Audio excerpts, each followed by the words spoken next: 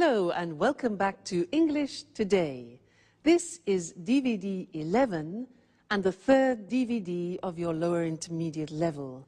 And in this DVD, we'll begin with another 2 episodes of the story That's Life, followed by our special TV programs where we will look at climactic change. And then in our cooking program, we'll talk about planning meals. Then, in the grammar section, we're going to do some more work on the modal verbs can, might, and must, and the concept of probability and possibility. We'll also be studying the grammatical form used to. Okay? So, I hope you enjoy yourselves.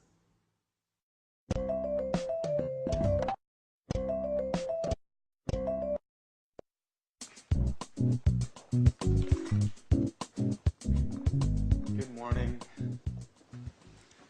Alice, is Anne at home? I just met the postman and this package is for her. No, she's not in now. My, what a large package. Please be careful. I think it contains fragile objects.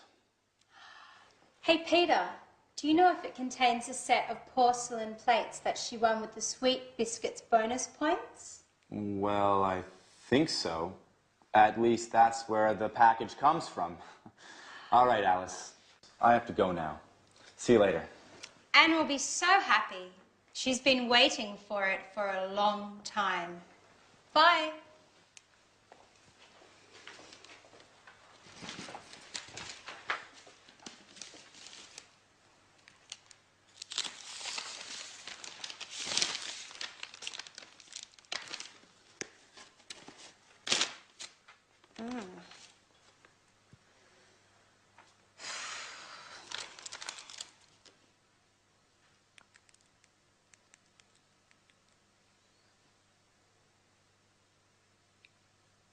Hello, Anne. This is Alice. I've got great news for you.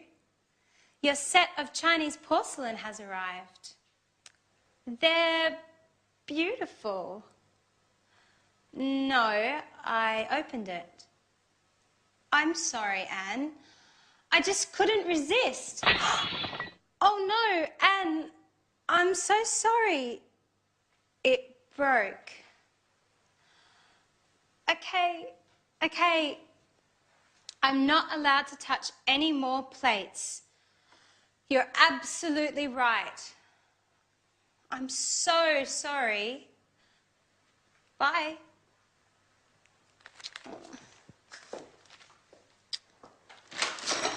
Jack, be careful. Don't touch anything. This packet contains Anne's set of Chinese porcelain. I hope you didn't break anything. I already broke a plate. And guess who heard me breaking it? Anne. Oh my.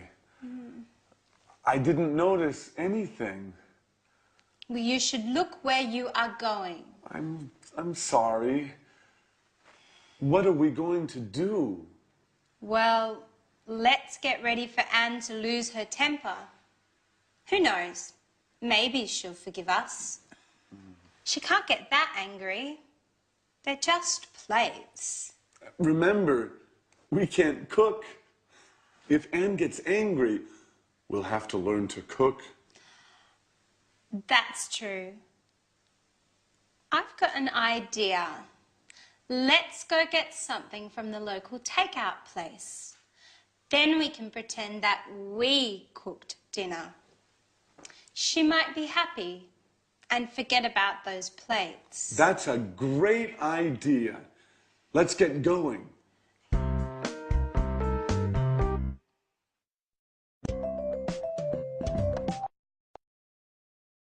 Hello and welcome back again to your live English language program. And I want to talk to you more about can. Now, how do you express can in the future or in the past? Can in the future. Do we say I will can? What do we say in the past? Now this is interesting because it's very strange. We use the verb to be able to. That's what I want to look at now with you on the language screen. To be able to. Isn't that strange? We have learned to use can in the present. We've had examples like I can cook, can you cook, and the negative I can't cook. Now, when we talk about ability in the past, everything changes, and we need to use this verb to be able to. When that goes into the past, we say, I was able to cook yesterday. You see, the verb to be goes into the past. I was able to cook yesterday. Strange, eh? Another example, the question, were you, past tense of the verb to be, were you able to cook? And the negative is he wasn't able to cook. So, can, in the future, we use to be able to, and in the past, to be able to. So, was, were, able to. The future, let's look at that now. You want to say can tomorrow, so we use to be able to and say, I'll be able to cook tomorrow. I will, I'll be able to cook tomorrow. The question becomes, will you be able to cook? And the negative, remember the negative of will, good. I won't be able to cook tomorrow. So isn't that interesting? When you want to express ability in the future and in the past, you need to use this verb to be able to. Now there's one more thing I want to tell you about, and it's about permission. Imagine that you are in a restaurant and you can see no smoking. The person next to you starts smoking. Now, it's a rule and a regulation that you can't smoke in a restaurant. So what do you say to that person? In English we say, excuse me, you're not allowed to smoke here. You're not allowed. See that? You're not allowed. Now that pronunciation is difficult. Allowed. Okay? You're not allowed to smoke in here. For example, if you go to a museum, often they say no cameras. So you're not allowed to take photos. Okay? You're not allowed to take photos. Another example, if you go into a library and people are reading, silence. You're not allowed to speak. Okay, so those are interesting things we've looked at, to be able to, and the use of you're not allowed to. Great. Now we're going to go back to our friends, and Anne is very angry about something. She wants to communicate something to her friends. Let's find out what it is, and I'll see you later. Bye.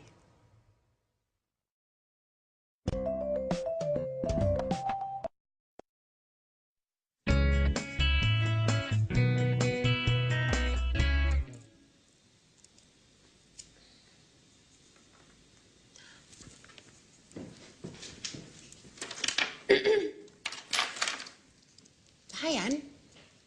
What's that you're holding? Hello, everyone. Listen. We need some rules in this house. Living together means obeying some rules. I've written this list of house rules that every person who spends time in this house must follow. No one is allowed to leave this living room until they read and memorize these rules. Bad day, huh? She's right, Jack. Anyway, Anne, dear, what about these house rules? First of all, don't call me Anne, dear. Now listen. Rule number 1. You must never, and I stress never, open my post. Rule number 2. From now on, clean the house at least once a week. Rule number 3. We have to take turns washing up. Rule number 4. Okay. We understand. You must be angry. Well, yes, Jack. I'm very, very angry. I was really looking forward to getting that set of Chinese plates. I saved bonus points for a year eating the same stupid biscuits, which, for your information, I can't stand anymore. I just kept eating and buying them in order to get the set of Chinese porcelain. All for nothing. Oh, please forgive us, Anne. Just tell us where to go and we'll buy you a new set. Well, that's not possible. They were handcrafted in Shanghai. And they cost a fortune. Okay, we'll do our best to make it up. Somehow. Now sit down, Anne. You must be exhausted. Jack and I made dinner for you. You don't have to do anything. We thought of everything. Really? What? You made dinner for me? Yes, Anne. It was the least we could do. Well, okay. I'll forgive you this time.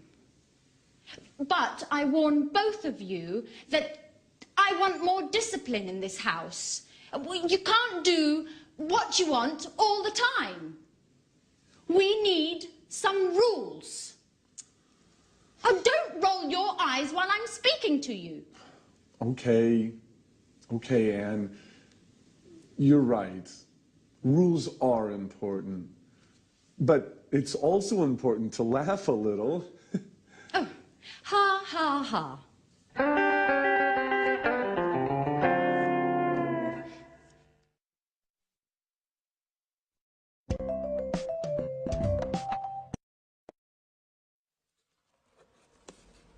Oh, hi.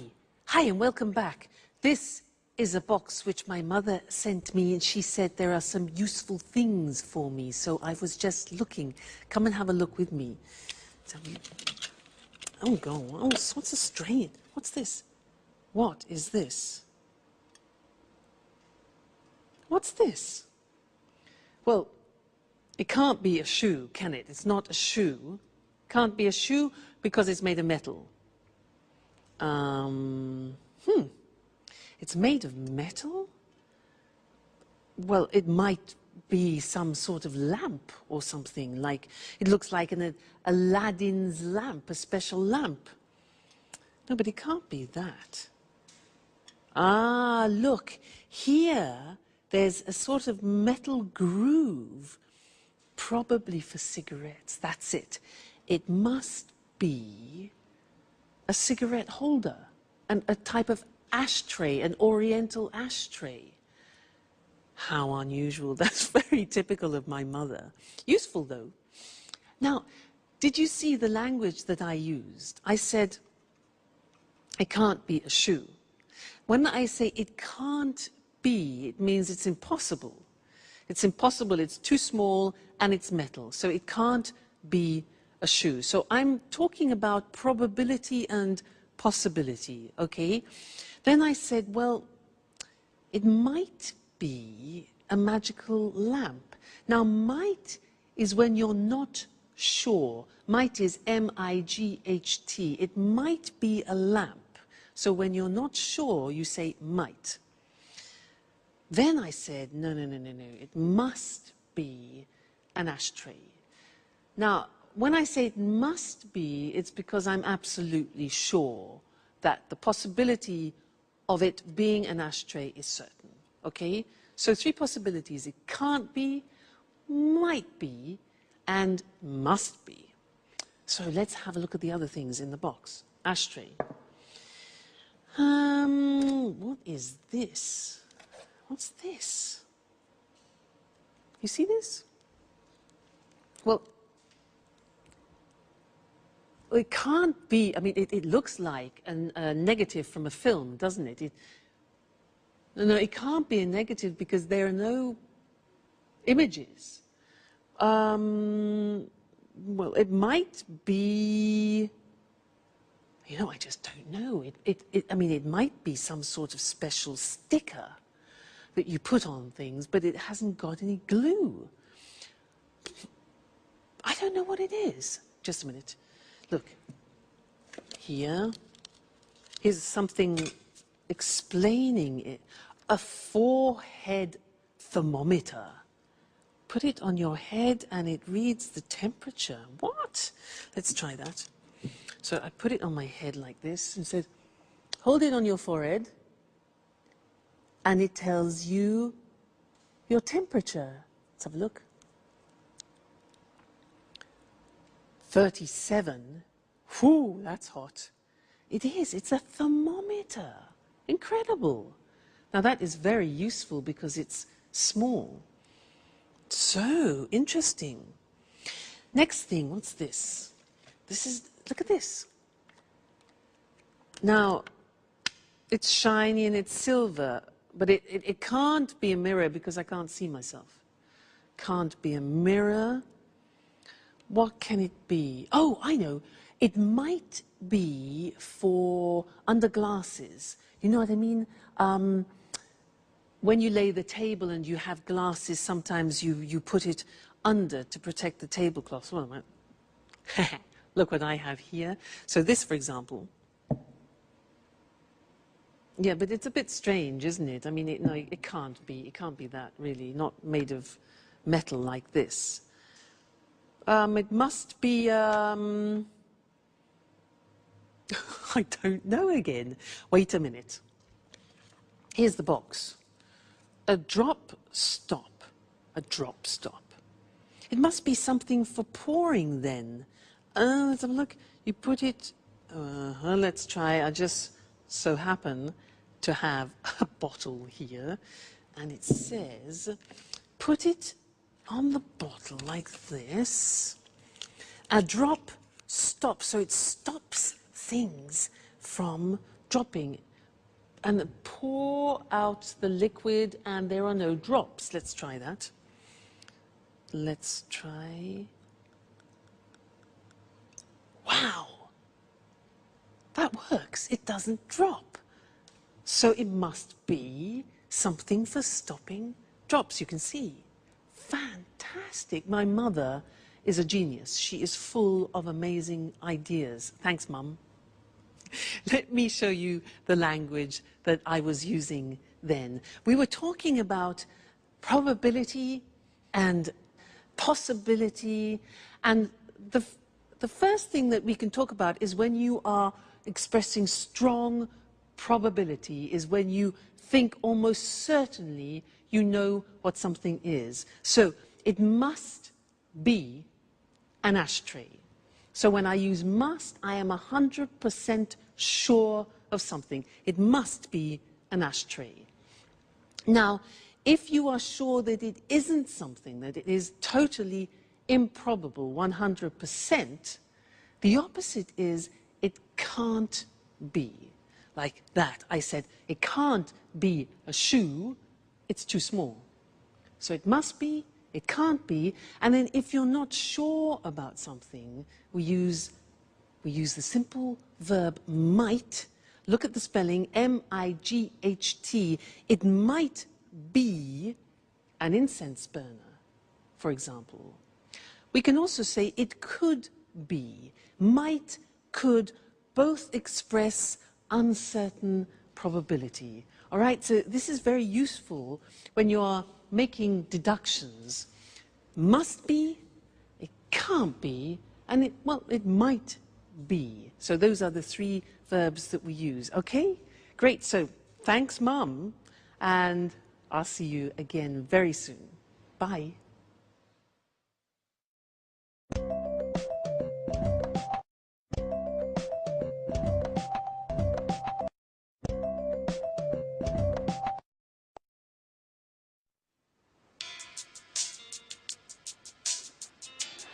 Hi, everybody. What's on TV? Jack, just a minute. It's almost finished. Excuse me.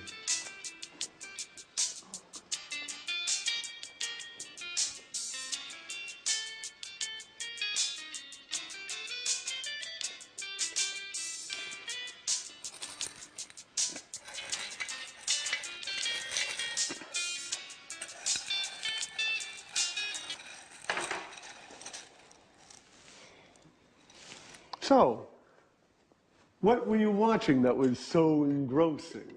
It was an extremely interesting documentary about Picasso's life. There were lots of details about some of his stranger habits. Did you know that Picasso preferred painting women with 4 eyes? No, I had no idea. And that he had lots of different types of dogs. He used to give only dogs to his friends. Strange, isn't it?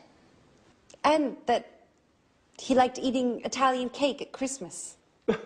Well, I also go crazy for Italian cake at Christmas, and my name isn't Picasso. By the way, where is our resident artist, Alice? She left early this morning. She said that she had something important to do. She wouldn't tell me what, but she did say it was none of my business. You know how she is. That's strange. She usually leaves late. Well, as a matter of fact, she was very serious this morning. She told me she had a headache, but I didn't believe her. Oh, look. But it's getting late.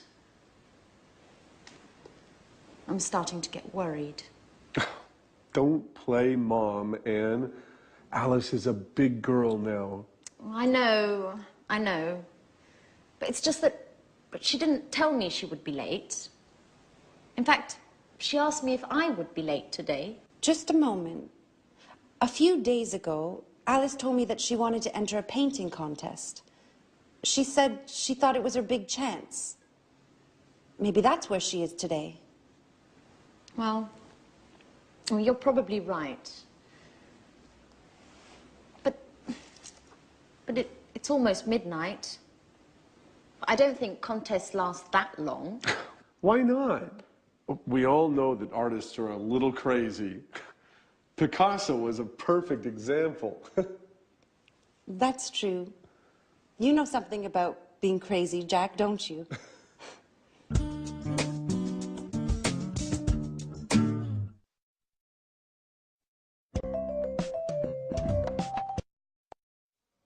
Hello again. Did you hear them talking about Picasso? Some interesting things about him.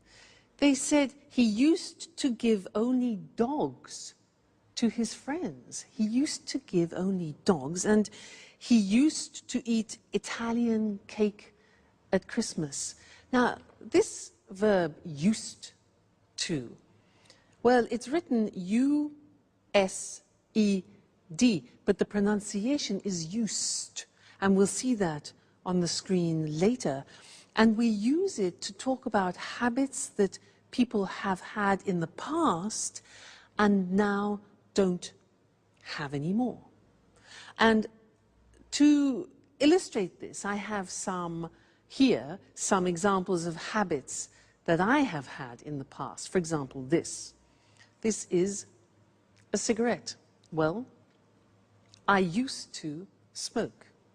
Now that means that I did smoke in the past, but I don't smoke anymore. I stopped the habit. I used to smoke, okay? Look at this tennis racket, haha. I used to play tennis. I was quite good, actually. I used to play tennis, but then I stopped. I didn't have enough time, too much work. You know how it is. This, now look at this. Look at this. This is fur. I used to wear this. In England, it's a fur. You know, F-U-R, this. I used to wear it in England, but then I stopped because now in England people spit at you if you wear fur. So That is a habit I have definitely stopped. Now, these are vitamins. Now, I didn't used to take vitamins in the past. I didn't used to, but then my mother, my mother's fantastic. She explained how useful they can be, so now I do, but in the past I didn't used to. And this opera, yeah, another thing, opera. I didn't used to listen to opera, but now I just love it. So I listen to it a lot. Okay, so there were some examples for you of used to. Let's go and look at the different forms on the board now. So, when we speak about habits that we had in the past and we don't have now, we use used to. Look at the spelling. It's U-S-E-D and then T-O. But the pronunciation is not used, it's used. Unusual. Used. Okay? So the example is I used to smoke. And that's for all the subject forms. I used to, you used to, he used to, she used to, we used to, they used to. Okay? So I used to smoke. I used to play tennis. I used to wear fur. Okay? Pronunciation used. Now, in the negative, we use the auxiliary did. So I didn't use. Notice we take off the D because it's the infinitive.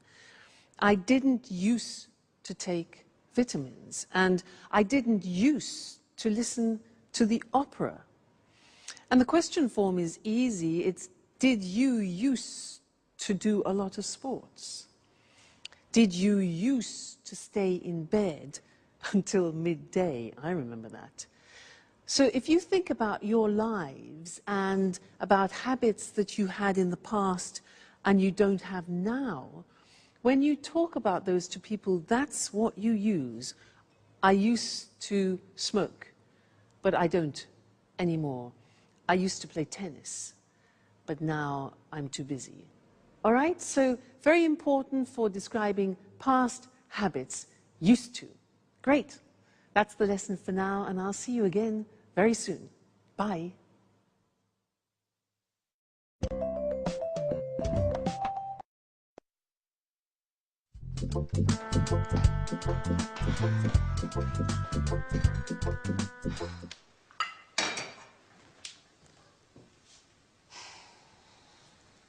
Good morning, Alice. Where were you last night? We were getting worried. Good morning. It's a very... I thought it would be the... Why? What happened? Well, I took part in a young artist competition. Good morning, Alice. Where were you last night? We were getting worried. Good morning. I'd prefer not to talk about it. Why? What happened? Well, I took part in a young artist competition. I thought it would be the perfect occasion for me to show my talent. So? How did it go? You made a great impression, didn't you? Well, no. It went badly. They said that I wasn't cut out to be an artist. But the jury was made up of incompetents. Maybe no one appreciates my talent. Oh, come on, Alice, don't take it so badly. You know you are a genius, right? That's all that matters. Yes, just like Van Gogh, who, by the way, only became famous after he had died. Maybe that's my destiny. Maybe you're exaggerating, just a little bit. I mean, Van Gogh, but you don't really think you're in the same league, do you? And why not? No one appreciates my talent either. Anyway, I want your opinions. Wait just a moment while I get something.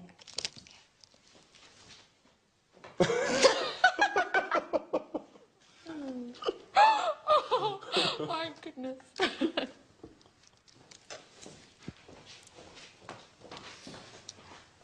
Here you go.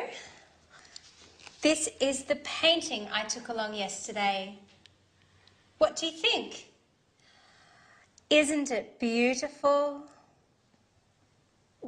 It's it's interesting. It's a very unique painting. Yes, unique is the right word. Alice, you know I don't really understand art, don't you? What does it represent? That's the same question they asked me yesterday. I can't believe that. It's so clear. It's a painting of a man and a woman walking hand in hand. Oh, I see. Well, the truth is, it's a bit difficult to see. I mean, at first glance, it looks like a whole lot of mixed up colors.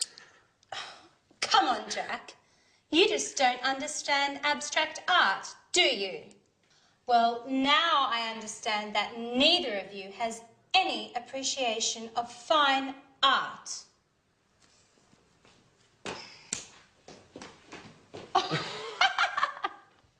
Oh, artists never tell an artist what you really think.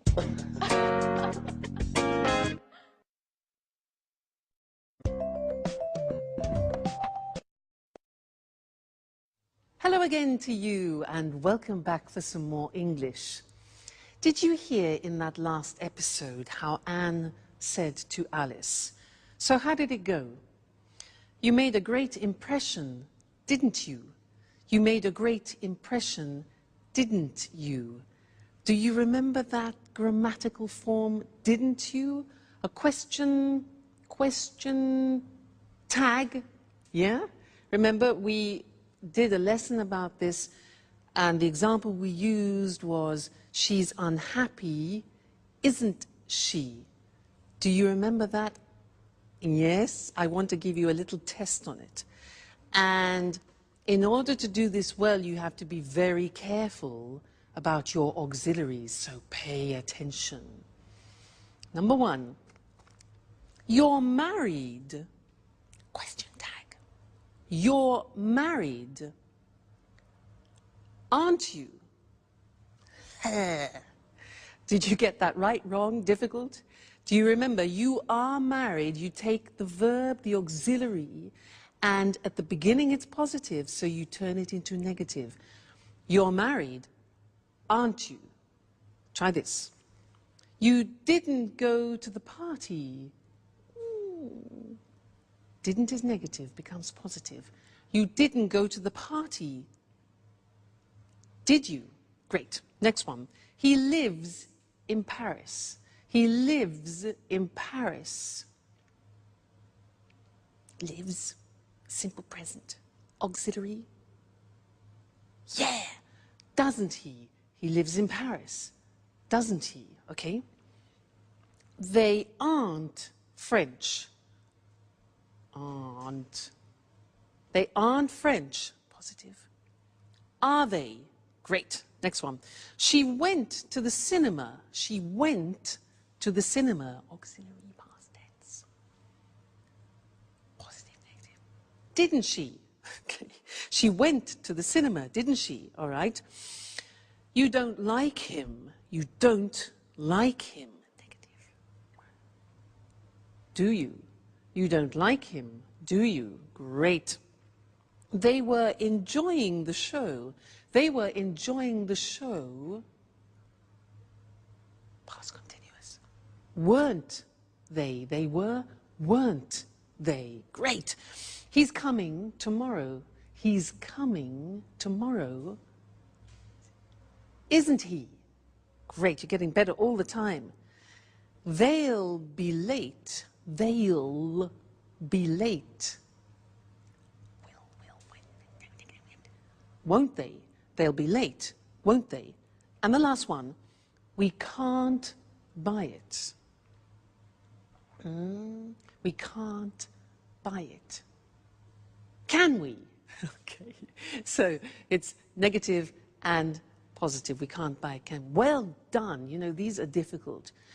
Only if you know your auxiliary verbs can you do these question tags. So congratulations. We're making progress. Great. So I'll see you in the next lesson very soon. Take care and enjoy studying. Bye.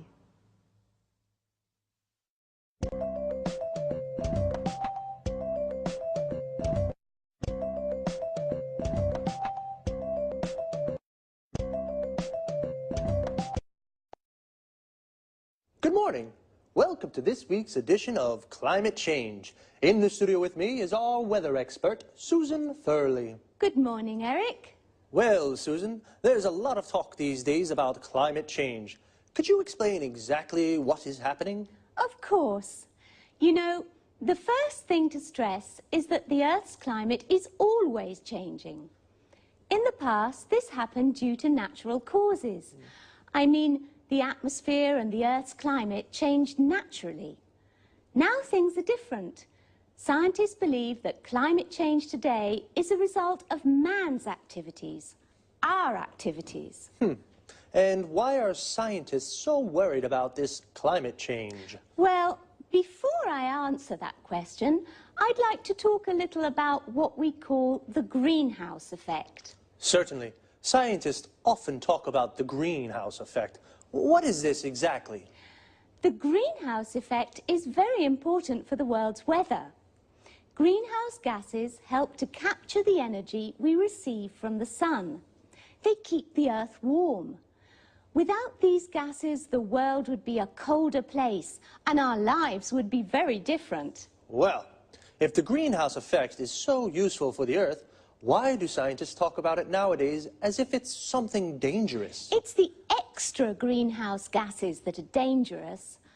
Our way of life, cars, factories, central heating, is producing too much of these greenhouse gases. These gases are trapping more and more of the sun's energy, and the world's becoming warmer. Is carbon dioxide one of these gases? Yes, carbon dioxide, CO2, is one of the main greenhouse gases. Carbon dioxide is produced when we burn coal and natural gas. The problem is that over the years, the concentration of carbon dioxide in the atmosphere has increased enormously. So, to stop global warming, we need to use less coal and natural gases. Exactly. But not only that, we also need to plant more trees, and we must stop destroying our forests because they take carbon dioxide out of the air. Is there anything else we can do? Well, governments around the world need to encourage the use of renewable energy sources. Solar panels can use the sun's energy. Wind turbines can generate electricity from the wind. And hydroelectric power plants can use water to generate electricity. Renewable energy is becoming popular today, isn't it? Yes, it is. But there's still a long way to go. Okay, Susan, one last question. What are the consequences of climate change? Well, higher average temperatures around the world. You know, even a small change in temperature, even a 1-degree increase, can cause the sea level to rise as the polar ice caps melt. In fact, this is already happening. Other consequences: more rainfall in some parts of the world and less in others. More extreme weather conditions, stronger hurricanes and typhoons. So, this is definitely a serious issue. We mustn't underestimate the importance of climate change, and we need to use more renewable energy. Well, thanks to Susan for your clear explanation of the problems. Thank you. Goodbye. And goodbye. And see you again next week for another edition of Climate Change.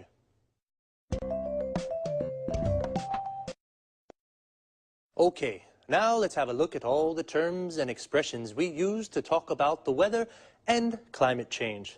Firstly, climate change is the term we use for the changes to the world's weather. For example, higher temperatures and more rainfall. Rainfall is how much rain there is, the volume of rain that falls. And I finally understand what the greenhouse effect is. Well, a greenhouse is a transparent house, usually made of glass, where we grow plants. It gets very hot in a greenhouse. In fact, the greenhouse effect is the gases in the atmosphere that trap the sun's energy, causing an increase in temperature of the world. This is what we call global warming, the world becoming hotter. The atmosphere is words for the gases that cover the world. The main gases are nitrogen, oxygen, and carbon dioxide. Now, carbon dioxide is one of the main greenhouse gases. These are the gases responsible for the greenhouse effect. The carbon dioxide in the atmosphere is increasing due to man's activities, so we have to do something to reduce it. We use the expression due to say as a result of. Susan said we should use more renewable energy sources. Renewable energy is energy from the sun, the wind, and water. For example, solar panels generate electricity from the sun, and wind turbines generate electricity from the wind. The verb to generate means to make. Well, renewable energy is becoming popular today, which is good, but there's still a long way to go. This expression, "there's a long way to go," means that there is still a lot we have to do before we reach our objective, which is to reduce global warming. We've run out of time, so that's all for now. See you soon.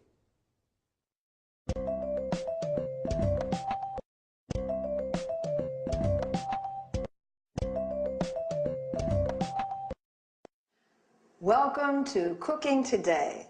All homemakers will be thrilled to know that we're back with Lisa French. Thank you for inviting us into your lovely home once again, Lisa. I'm glad to have you. Now, Lisa, Leslie Forbes from Newcastle-on-Tyne is desperate. Her family's always complaining about her cooking. They say it's really, yucky, and they sneak out to get junk food. How can she make her meals more appetizing? Well, actually, it's just a matter of good meal planning. That sounds rather serious. Yes, it is, but it can also be a fun challenge. This means preparing food that's healthy as well as appealing and involves the senses such as smell, taste, and sight. Is that why they say your eyes are bigger than your stomach? Not exactly. Now, getting serious, when you say healthy, you're referring to nutrition, aren't you? Yes, of course. Nutrition is the key to good health. As a matter of fact, nutritionists agree that a varied diet is fundamental for physical and mental well-being. Well, what are the correct guidelines to good nutrition? As you can see, I have an example of a food pyramid here. These 6 main food groups contain the nutrients essential to a well-balanced diet. Why a pyramid? Because it enables us to understand the correct number of servings per day. Can you give an example? Certainly. You see, the largest group includes bread, cereal, rice, and pasta. Then, going up the pyramid, you find fruits and vegetables, then meats and dairy products. What's at the top? You mean here? These are fats, oils, and sweets, which, although essential to the diet, must be eaten in moderate quantities. Now, going back to Leslie's request, how can she make tasty meals for her family? If she hasn't much time for shopping, she can make a weekly plan. Besides a correct diet, she must consider the likes and dislikes of her family. You're telling me. In my family, my son hated beans and my daughter was allergic to milk. That's a common problem. The thing is to compensate with food belonging to the same group or supplements. Really? That's good to know. A little secret. If you truly enjoy preparing meals, then your family will probably enjoy eating them. How can I get my family to enjoy my cooking? Just be creative. Think like an artist. Play with the colours, shapes and texture of food. Oh my gosh, how time flies. We've got to wind this up. Lisa, thank you for inviting us into your home again. It's been a pleasure being here. Thank you for coming.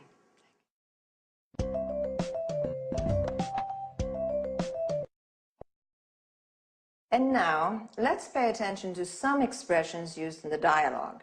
We've talked about meals, breakfast in the morning, lunch at noon, dinner, or in the U.S., supper at night. In the U.S., a dinner is the main meal of the day, even at lunchtime. Notice that in the U.K., tea is sometimes used instead of dinner. When we refer to specific times during the day, we can say lunchtime, tea time. Lisa showed a food pyramid.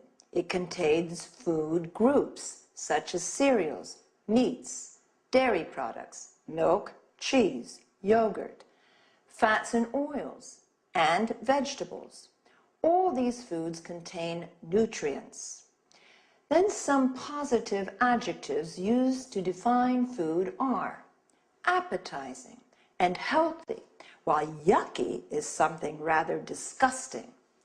Moreover, the expression junk food refers to food which is not considered healthy at all.